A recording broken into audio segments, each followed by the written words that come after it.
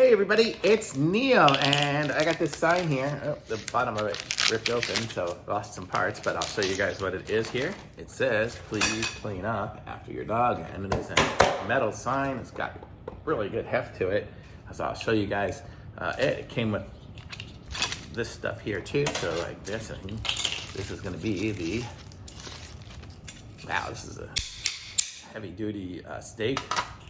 Guessing this is going to be the connector for it to make it big. Let's see, how do we do this? So there's that. There's that. We got a point at that end. And then this end here will have this, and it'll hold up our sign. There we go. Clean up after your dog. And this is the sign.